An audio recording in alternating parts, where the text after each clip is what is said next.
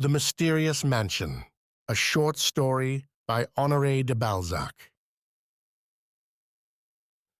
About 100 yards from the town of Vendôme, on the borders of the Loire, there is an old grey house surmounted by very high gables and so completely isolated that neither tanyard nor shabby hostelry such as you may find at the entrance to all small towns exists in its immediate neighbourhood. In front of this building, overlooking the river, is a garden, where the once well-trimmed box borders that used to define the walks now grow wild as they list. Several willows that spring from the Loire have grown as rapidly as the hedge that encloses it and half conceal the house. The rich vegetation of those weeds that we call foul adorns the sloping shore.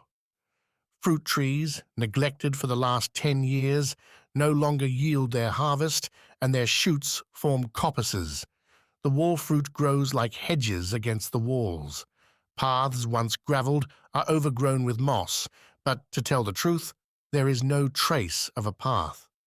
From the height of the hill, to which cling the ruins of the old castle of the Dukes of Vendôme, the only spot whence the eye can plunge into this enclosure, it strikes you that, at a time not easy to determine, this plot of land was the delight of a country gentleman who cultivated roses and tulips and horticulture in general, and who was besides a lover of fine fruit. An arbour is still visible, or rather the debris of an arbour, where there is a table that time has not quite destroyed. The aspect of this garden of bygone days suggests the negative joys of peaceful, provincial life, as one might reconstruct the life of a worthy tradesman by reading the epitaph on his tombstone. As if to complete the sweetness and sadness of the ideas that possess one's soul, one of the walls displays a sundial decorated with the following commonplace Christian inscription: Ultimum cogita. The roof of this house is horribly dilapidated, the shutters are always closed, the balconies are covered with swallows' nests, the doors are perpetually shut, weeds have drawn green lines in the cracks of the flights of steps, the locks and bolts are rusty. Sun, moon, winter, summer, and snow have worn the panelling, warped the boards, gnawed the paint. The lugubrious silence which reigns there is only broken by birds, cats, martins, rats, and mice, free to course to and fro, to fight and to eat each other. Everywhere, an invisible hand has graven the word mystery. Should your curiosity lead you to glance at this house from the side that points to the road, you would perceive a great door which the children of the place have riddled with holes. I afterward heard that this door had been closed for the last 10 years. Through the holes broken by the boys, you would have observed the perfect harmony that existed between the facades of both garden and courtyard. In both the same disorder prevails. Tufts of weed encircle the paving stones. Enormous cracks furrow the walls, round whose blackened crests twine the 1,000 garlands of the pelletry. The steps are out of joint, the wire of the bell is rusted, the spouts are cracked. What fire from heaven has fallen here? What tribunal has decreed that salt should be strewn on this dwelling? Has God been blasphemed? Has France been here betrayed? These are the questions we ask ourselves, but get no answer from the crawling things that haunt the place.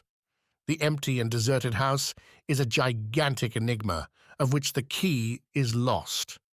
In bygone times, it was a small fief, and bears the name of the Grande Bretêche. I inferred that I was not the only person to whom my good landlady had communicated the secret of which I was to be the sole recipient, and I prepared to listen. "Sir," she said, "when the Emperor sent the Spanish prisoners of war and others here, the government quartered on me a young Spaniard who had been sent to Vendôme on parole. Parole notwithstanding, he went out every day to show himself to the sous-préfet. He was a Spanish grandee, nothing less. His name ended in os and dia, something like Burgos de Ferredia. I have his name on my books. You can read it if you like. Oh, but he was a handsome young man for a Spaniard. They are all said to be ugly. He was only 5 feet and a few inches high, but he was well grown. He had small hands that he took such care of. Ah, you should have seen. He had as many brushes for his hands as a woman for her whole dressing apparatus. He had thick, black hair, a fiery eye. His skin was rather bronzed, but I liked the look of it. He wore the finest linen I have ever seen on anyone, although I have had princesses staying here, and among others, General Bertrand, the Duke and Duchesse d'Abrantes, Monsieur de Cazes, and the King of Spain. He didn't eat much, but his manners were so polite, so amiable, that one could not owe him a grudge. Oh, I was very fond of him, although he didn't open his lips 4 times in the day, and it was impossible to keep up a conversation with him, for if you spoke to him, he did not answer. It was a fad, a mania with them all, I heard say. He read his breviary like a priest. He went to Mass and to all the services regularly. Where did he sit? 2 steps from the chapel of Madame de Merret. As he took his place there the first time he went to church, nobody suspected him of any intention in so doing.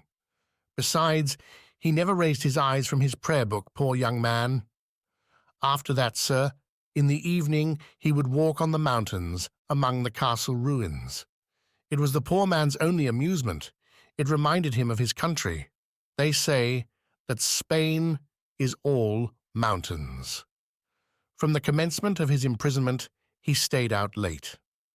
I was anxious when I found that he did not come home before midnight, but we got accustomed to this fancy of his. He took the key of the door, and we left off sitting up for him. He lodged in a house of ours in the Rue des Casernes. After that, one of our stablemen told us that in the evening, when he led the horses to the water, he thought he had seen the Spanish grandee swimming far down the river like a live fish. When he returned, I told him to take care of the rushes. He appeared vexed to have been seen in the water. At last, one day, or rather one morning, we did not find him in his room. He had not returned. After searching everywhere, I found some writing in the drawer of a table where there were 50 gold pieces of Spain that are called doubloons and were worth about 5,000 francs, and 10,000 francs worth of diamonds in a small sealed box. The writing said that in case he did not return, he left us the money and the diamonds on condition of paying for masses to thank God for his escape and for his salvation. In those days, my husband had not been taken from me. He hastened to seek him everywhere. And now for the strange part of the story. He brought home the Spaniard's clothes that he had discovered under a big stone in a sort of pilework by the riverside near the castle, nearly opposite to the Grande Bretêche. My husband had gone there so early that no one had seen him. After reading the letter, he burned the clothes, and according to Count Ferradia's desire, we declared that he had escaped. The sous-préfet sent all the gendarmerie in pursuit of him, but brust. They never caught him. Lepas believed that the Spaniard had drowned himself. I, sir, don't think so. I am more inclined to believe that he had something to do with the affair of Madame de Merret, seeing that Rosalie told me that the crucifix that her mistress thought so much of that she had it buried with her was of ebony and silver. Now, in the beginning of his stay here, Monsieur de Ferradia had one in ebony and silver that I never saw him with later. Now, sir, don't you consider that I need have no scruples about the Spaniard's 15,000 francs, and that I have a right to them? Certainly, but you haven't tried to question Rosalie, I said. Oh, yes, indeed, sir, but to no purpose. The girl's like a wall. She knows something, but it is impossible to get her to talk. After exchanging a few more words with me, my landlady left me a prey to vague and gloomy thoughts, to a romantic curiosity and a religious terror not unlike the profound impression produced on us when by night, on entering a dark church, we perceive a faint light under high arches. A vague figure glides by, the rustle of a robe or cassock is heard, and we shudder. Suddenly the Grande Bretêche and its tall weeds, its barred windows, its rusty ironwork, its closed doors, its deserted apartments appeared like a fantastic apparition before me. I essayed to penetrate the mysterious dwelling and to find the knot of its dark story, the drama that had killed 3 persons. In my eyes, Rosalie became the most interesting person in Vendôme. As I studied her, I discovered the traces of secret care, despite the radiant health that shone in her plump countenance. There was in her the germ of remorse or hope. Her attitude revealed a secret, like the attitude of a bigot who prays to excess, or of the infanticide who ever hears the last cry of her child. Yet her manners were rough and ingenuous. Her silly smile was not that of a criminal, and could you but have seen the great kerchief that encompassed her portly bust, framed and laced in by a lilac and blue cotton gown, you would have dubbed her innocent. No, I thought, I will not leave Vendôme without learning the history of the Grande Bretêche. To gain my ends, I will strike up a friendship with Rosalie if needs be. "Rosalie," said I one evening. "Sir? You are not married?" She started slightly. "Oh, I can find plenty of men when the fancy takes me to be made miserable," she said, laughing. She soon recovered from the effects of her emotion, for all women, from the great lady to the maid of the inn, possess a composure that is peculiar to them. You are too good-looking and well-favored to be short of lovers. But tell me, Rosalie, why did you take service in an inn after leaving Madame de Marais? Did she leave you nothing to live on?" "Oh, yes. But, sir, my place is the best in all Vendôme." The reply was one of those that judges and lawyers would call evasive. Rosalie appeared to me to be situated in this romantic history like the square in the midst of a chessboard. She was at the heart of the truth and chief interest. She seemed to me to be bound in the very knot of it. The conquest of Rosalie was no longer to be an ordinary siege. In this girl was centered the last chapter of a novel. Therefore, from this moment, Rosalie became the object of my preference. One morning I said to Rosalie, "Tell me all you know about Madame de Marais." "Oh," she replied in terror, "do not ask that of me, Monsieur Horace." Her pretty face fell, her clear, bright color faded, and her eyes lost their innocent brightness. "Well, then," she said at last, "if you must have it so, I will tell you about it, but promise to keep my secret." "Done, my dear girl. I must keep your secret with the honor of a thief, which is the most loyal in the world. Were I to transcribe Rosalie's diffuse eloquence faithfully, an entire volume would scarcely contain it. So I shall abridge. The room occupied by Madame de Marais at the Bretêche was on the ground floor. A little closet about 4 feet deep, built in the thickness of the wall, served as her wardrobe. 3 months before the eventful evening of which I am about to speak, Madame de Marais had been so seriously indisposed that her husband had left her to herself in her own apartment, while he occupied another on the first floor. By one of those chances that it is impossible to foresee, he returned home from the club, where he was accustomed to read the papers and discuss politics with the inhabitants of the place, 2 hours later than usual. His wife supposed him to be at home, in bed and asleep. But the invasion of France had been the subject of a most animated discussion. The billiard match had been exciting. He had lost 40 francs, an enormous sum for Vendôme, where everyone hoards and where manners are restricted within the limits of a praiseworthy modesty which perhaps is the source of the true happiness that no Parisian covets. For some time past, Monsieur de Marais had been satisfied to ask Rosalie if his wife had gone to bed, and on her reply, which was always in the affirmative, had immediately gained his own room with the good temper engendered by habit and confidence. On entering his house, he took it into his head to go and tell his wife of his misadventure, perhaps by way of consolation. At dinner, He found Madame de Marais most coquettishly attired. On his way to the club, it had occurred to him that his wife was restored to health and that her convalescence had added to her beauty. He was, as husbands are wont to be, somewhat slow in making this discovery. Instead of calling Rosalie, who was occupied just then in watching the cook and coachman play a difficult hand at brisque, Monsieur de Marais went to his wife's room by the light of a lantern that he deposited on the first step of the staircase. His unmistakable step resounded under the vaulted corridor. At the moment that the Count turned the handle of his wife's door, he fancied he could hear the door of the closet I spoke of close, but when he entered, Madame de Marais was alone before the fireplace. The husband thought ingenuously that Rosalie was in the closet, yet a suspicion that jangled in his ear put him on his guard. He looked at his wife and saw in her eyes, I know not what wild and hunted expression. Asterisk. A game of cards. You are very late, she said. Her habitually pure, sweet voice seemed changed to him.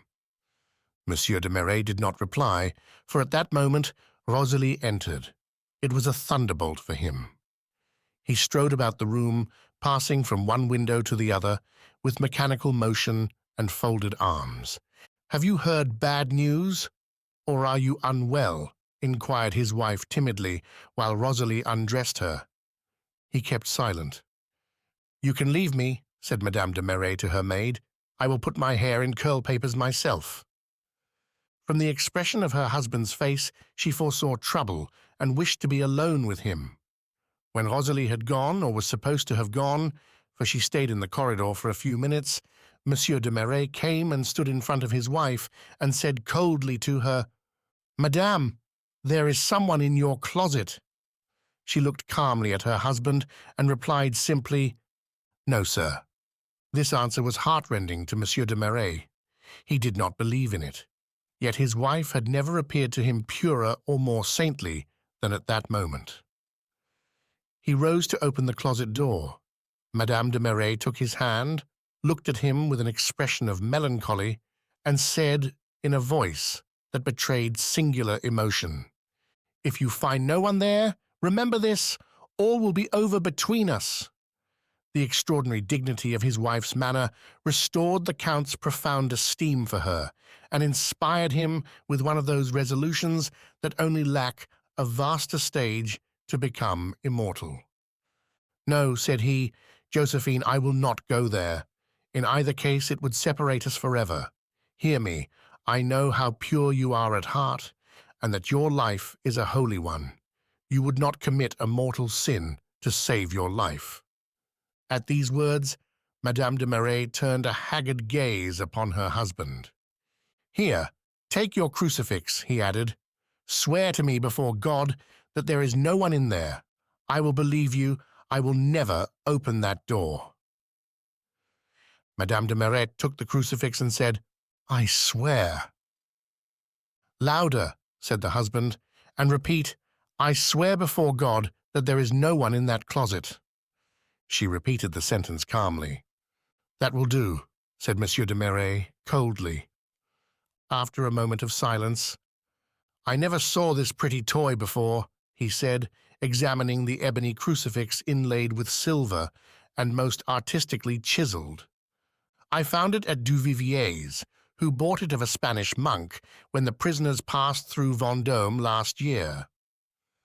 "Ah," said Monsieur de Marais, as he replaced the crucifix on the nail, and he rang. Rosalie did not keep him waiting. Monsieur de Marais went quickly to meet her, led her to the bay window that opened onto the garden, and whispered to her, "Listen, I know that Gorenflot wishes to marry you. Poverty is the only drawback, and you told him that you would be his wife if he found the means to establish himself as a master mason. Well, go and fetch him, tell him to come here with his trowel and tools. Manage not to awaken anyone in his house but himself. His fortune will be more than your desires. Above all, leave this room without babbling, otherwise—" He frowned. Rosalie went away. He recalled her. "Here, take my latchkey," he said. Jean, then cried Monsieur de Marais in tones of thunder in the corridor. Jean, who was at the same time his coachman and his confidential servant, left his game of cards and came. "Go to bed, all of you," said his master, signing to him to approach, and the Count added under his breath, "When they are all asleep, do you hear? You will come down and tell me."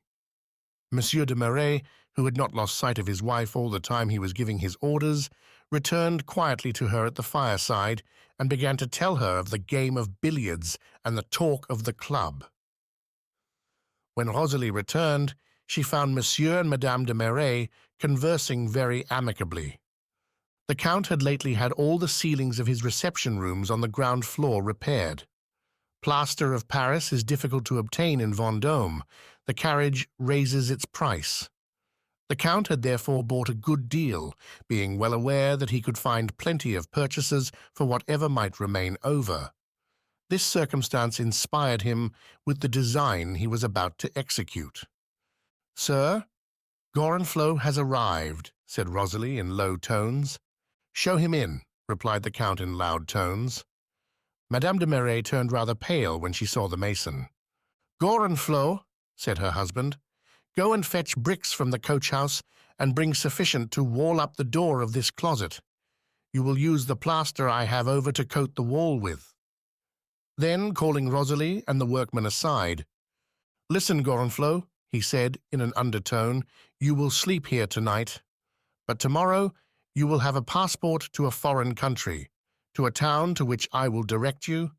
I shall give you 6,000 francs for your journey. You will stay 10 years in that town. If you do not like it, you may establish yourself in another, provided it be in the same country. You will pass through Paris, where you will await me. There, I will insure you an additional 6,000 francs by contract, which will be paid to you on your return, provided you have fulfilled the conditions of our bargain. This is the price for your absolute silence as to what you are about to do tonight. As to you, Rosalie, I will give you 10,000 francs on the day of your wedding, on condition of your marrying Gorenflot. But if you wish to marry, you must hold your tongues, or no dowry."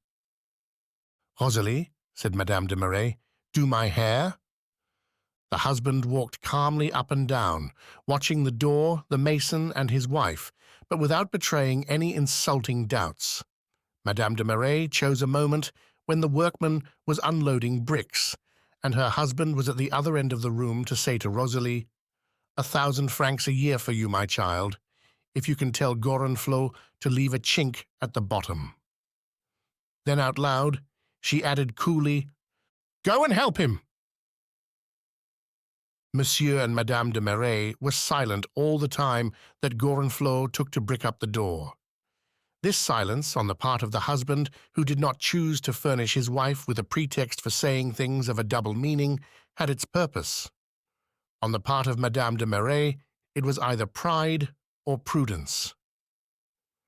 When the wall was about halfway up, the sly workman took advantage of a moment when the Count's back was turned, to strike a blow with his trowel in one of the glass panes of the closet door. This act informed Madame de Marais that Rosalie had spoken to Gorenflot.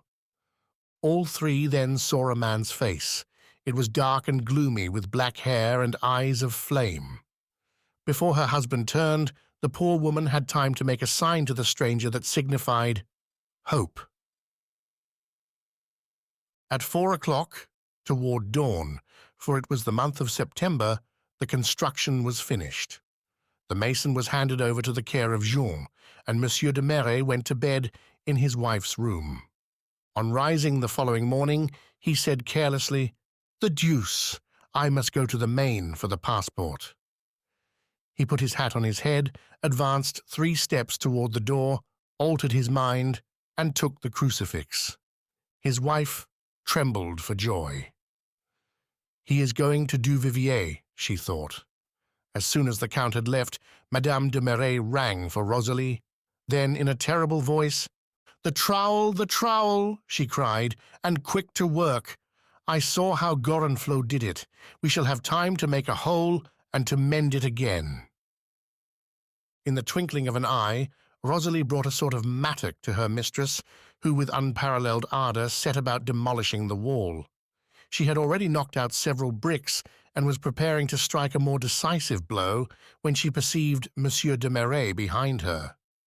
She fainted. "Lay Madame on her bed," said the Count coldly. He had foreseen what would happen in his absence and had set a trap for his wife. He had simply written to the mayor and had sent for Duvivier.